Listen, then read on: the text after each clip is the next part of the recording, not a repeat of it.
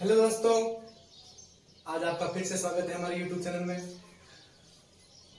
कल तक हमने यवला के बारे में पढ़ा था। अब तक हम पाचन तंत्र चल रहे हैं, इसमें अब तक हमने यवला के बारे में पढ़ा है। अब हम पढ़ेंगे किसके बाद में, यवला के बाद में आता है लाल ग्रंथियां। खाना खाने के बाद में यवला का काम है उस भोजन को ग्रसनी में भेजना। लेकिन ग्रसनी के बाद क्या होता है, क्या पाई जाती है? लाल ग्रंथि, जो मुंह के अंदर भोजन को उसके अंदर लार मिला देती है और लार मिलाते ही भोजन का माध्यम और भी सरल हो जाता है। चलिए आज हम शुरू करते हैं लार ग्रंथियां। अब लार ग्रंथियां मानव शरीर के अंदर 3 जोड़ी पाई जाती है। कौन कौन सी? पहला आता है पैरोटिड, दूसरा आता है सबमेडिकुलर और तीसरा आता है सबलिंगुअल। ठीक है, 3 आपको अभी याद करनी है। आगे हाई लेवल में पढ़ेंगे तब हम इन तीनों के बारे में बताएंगे। तब तक आप ये ध्यान रखिए कि 3 जोड़ी होते हैं और नाम ये होते हैं। चलिए आगे देखते हैं क्या लिखा हुआ है। लार ग्रंथियां लाल रंग का स्रावन करती हैं। अब लार और लाल, बस दोनों में कोई फर्क है नहीं, तो आपको आसानी से याद रह जाएगा कि लाल ग्रंथियां लाल रंग का स्रावन करती हैं। इसका पीएच कितना होता है? 6.42 से लेकर के बच्चों।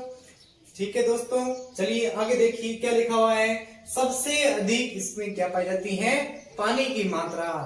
आपने कहते हैं ना, किसी मिठाई को देख करके मुंह में पानी आ गया।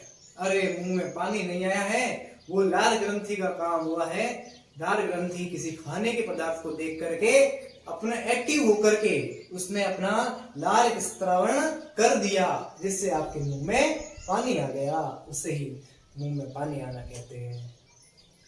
चलिए आगे देखते हैं। लार में लार एमाइलिज या फिर टाइलिन या और पानी और लाइसोसोम एंजाइम का मिश्रण होता है। अब आपको ये पता नहीं है कि सर टाइलिन क्या होता है। टाइलिन के बारे में पढ़ेंगे। टाइलिन क्या होता है? टाइलिन होता है वो कार्बोहाइड्रेट का पाचन करता है। किसका?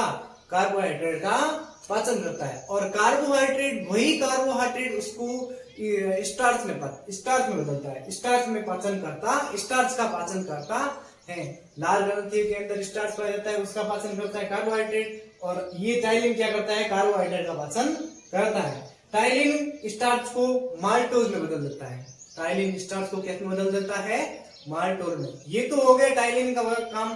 ठीक है, अब टाइलिन के बाद में आएगा इसका लाइसोसोम एंजाइम। किसका है? लाइसोसोम एंजाइम के बारे में बताएंगे। और पानी के बारे में तो आपको पता ही है। ठीक है, चलिए ये उतारिए, तब तक मैं आपको इसके आगे लाइसोसोम एंजाइम कराऊंगा। ठीक है, टाइलिन के बारे में पढ़ने के बाद में अब हम पढ़ेंगे लाइसोसोम एंजाइम के बारे में। आपको मैं बता देता हूं, एंजाइमों का काम होता है पाचन करना, और टाइलिन का काम भी क्या था? पाचन करना। उसने भी कार्बोहाइड्रेट का पाचन किया था और कार्बोहाइड्रेट ने स्टार्च का पाचन किया था। लेकिन लाइसोसोम एंजाइम क्या करता है?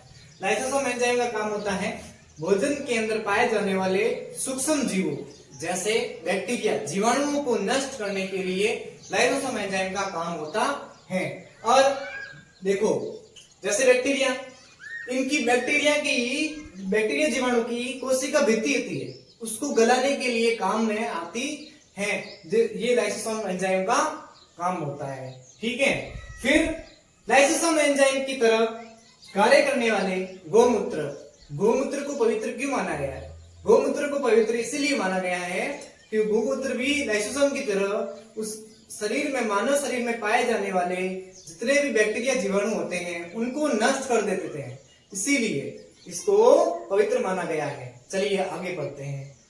अब भोजन को, ये तो भोजन का लाल ग्रंथि डाल दी उसके अंदर और इसके अंदर पाचन तो हो गया। अब क्या करेंगे? उस भोजन को आगे भेजेंगे। और देखिए क्या होता है, आगे किसमें भेजेंगे? ग्रसनी में। अब ग्रसनी के अंदर क्या होता है? ग्रसनी होती है वो भोजन और श्वास, किसका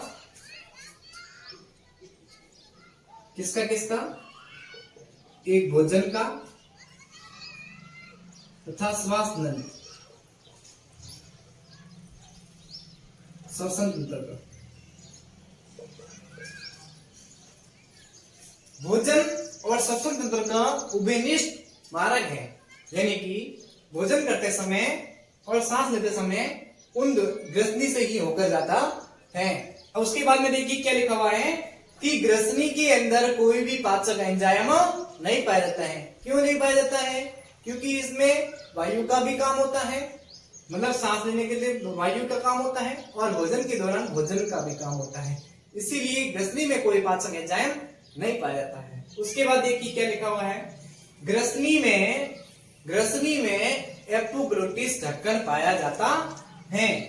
एक बात बता देता हूं, ग्रसनी के जस्ट ऊपर, ग्रसनी के ऊपर ही सी आकार के छल्ले होते हैं। इसके सी आकार के छल्ले,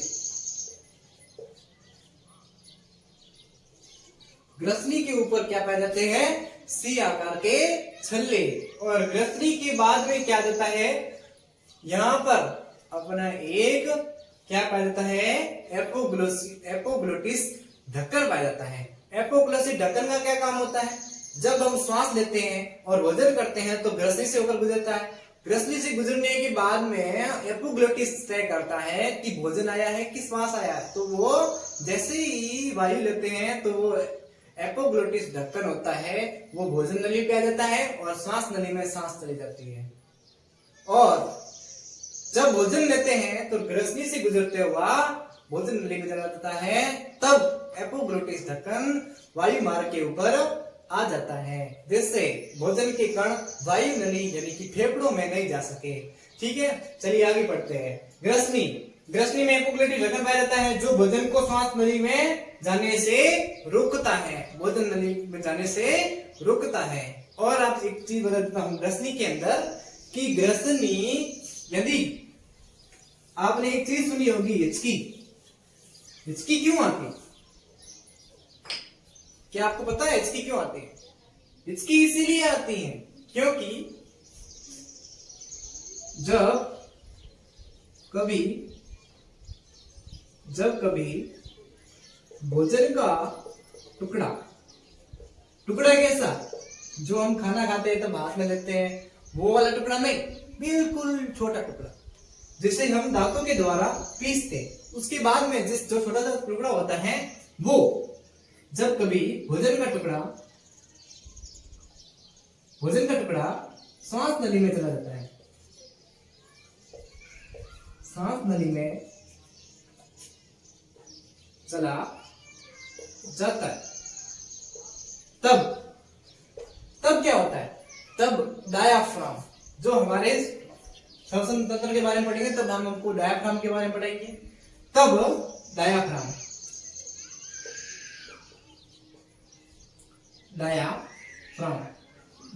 में शिथिलन का मतलब नहीं पता है, वो भी मैं आपको श्वसन तंत्र के बारे में पढ़ाऊंगा तब बता दूंगा। फिलहाल की ध्यान दीजिए कि डायाफ्राम में शिथिलन या मतलब संकुचन होता है, तब एक ध्वनि निर्माण होती है, ध्वनि निर्माण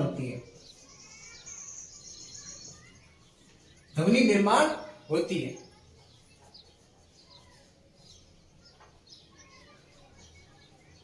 वह सामान्य तौर पर क्या कहलाती है? सामान्य तौर पर क्या कहलाती है? सामान्यतः क्या कहलाती है? हिचकी।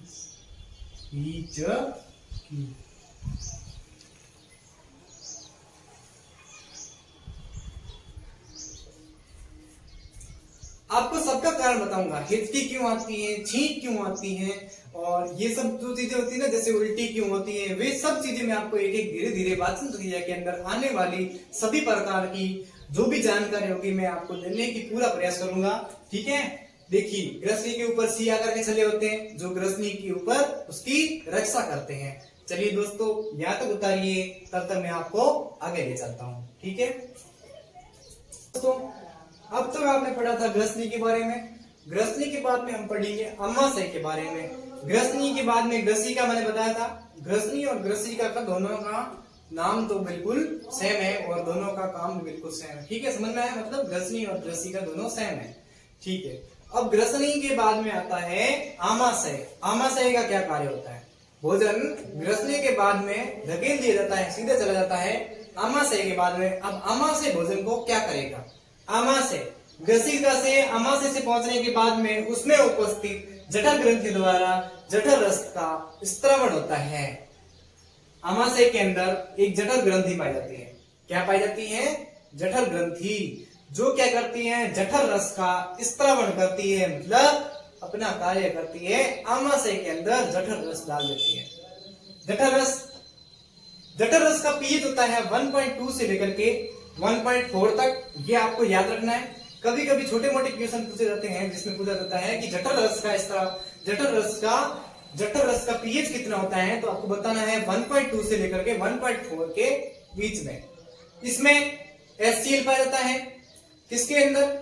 आमाशय के अंदर। ठीक है, चलिए पेप्सिन, श्लेष्मा और ग्लेस्ट्रिक लाइपेज और रेनिन नाम के इसके अंदर पाए जाते HCl पाए जाते हैं। HCl का फुल फॉर्म क्या होता है? हाइड्रोक्लोरिक।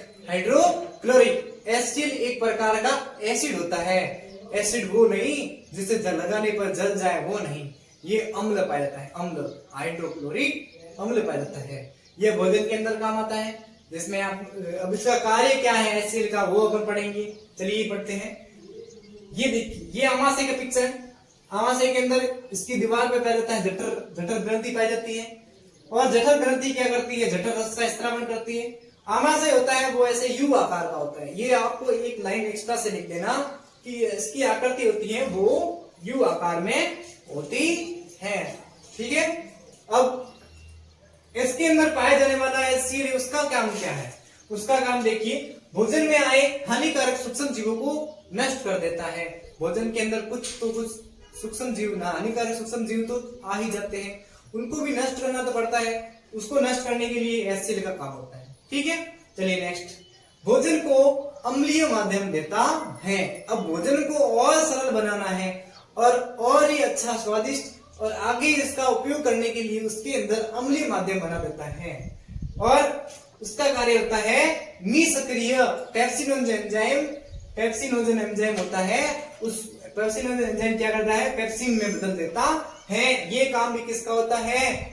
HCl का काम होता है। ठीक है, चलिए अब HCl के बारे में अपने कार्य देख लिया। ठीक है, अब एसिडिटी तो आप सब परिचित है।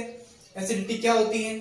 एसिडिटी क्या होती है? जब HCl का संपर्क आमाशय की दीवारों पर हो जाता है। जैसे ही इस आमाशय के अंदर पाया जाने वाला जितना भी HCl होता है, भोजन को सरल बनाने के बाद में यदि HCl का कुछ भाग या कुछ HCl इसकी आमाशय की दीवारों पर चला जाता है, तब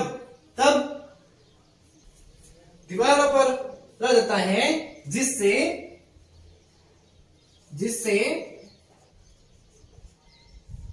जलन होती है।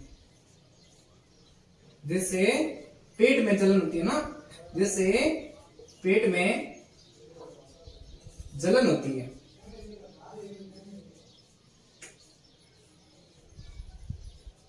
तो उसे अम्लीयता कहते हैं या एसिडिटी कहा जाता है। ठीक है, चलिए आपको एसिडिटी के बारे में पता चल गया कि एसिडिटी क्यों आती है। इसका कारण मैं आपको कल बताऊंगा।